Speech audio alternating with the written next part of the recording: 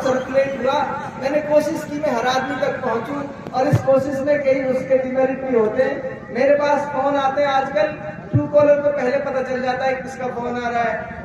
तो फोन आएगा, किसी पे लिखा है मासूम बालक, ये लेटेस्ट पता चल रहा है। किसी पे लिखा आता है नाम पता करके क्या करोगे। अब मुझे डर लगता है फोन उठाऊं कि ना उठाऊं। तो मैं बड़ी दुविधा में हूँ। कुछ साथी शिकायत करते हैं कि फोन नहीं उठा पाते सबका।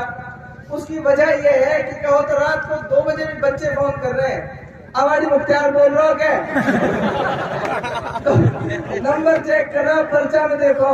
तो ये कई बार शिकायतें रहती है। वाजिब भाई से अगर किसी की इस तरह की शिकायत है तो मैं उनको समझ सकता हूँ। पहले मुझे कई बार लगता था कि सबकी फोन उठाना चाहिए, लेकिन कई बार मजबूरी रहती है नेता की भी।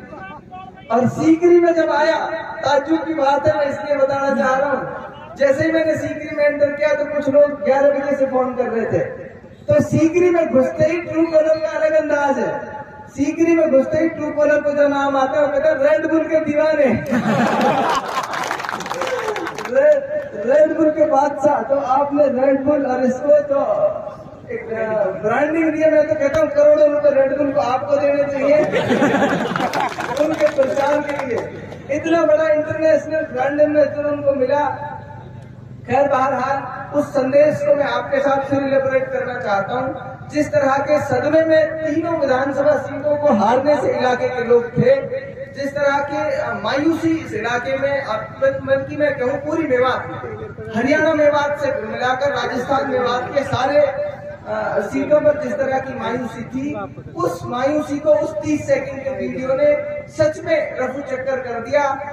चुनाव के हार की चर्चा खत्म हो गई। ये बहुत बड़ी ताकत और हिम्मत देने का काम था। उसका कुछ लोगों ने गलत आशय निकाला।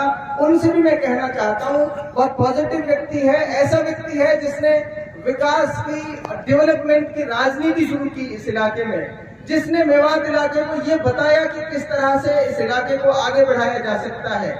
जिस व्यक्ति का मैं अपने चुनाव प्रचार के दौरान जब डेवलपमेंट की बात करता था तो मुझे लोग कहते थे छोटा वाजिब है, मुझे लोग कहते थे इसमें हम दूसरा वाजिब देखते हैं। तो ऐसा व्यक्ति, इतना पॉजिटिव आदमी मेवात की राजनीति में है, जो मैं यकीन दिला सकता हूँ, जो मैं भरोसे के साथ कह सकता हूँ कि 36 बिरादरी के लोगों को इंसाफ के तराजू में तोलने का काम कोई कर सकता है तो वो वाजिब भाई है। एक बार जोरदार तालियों से।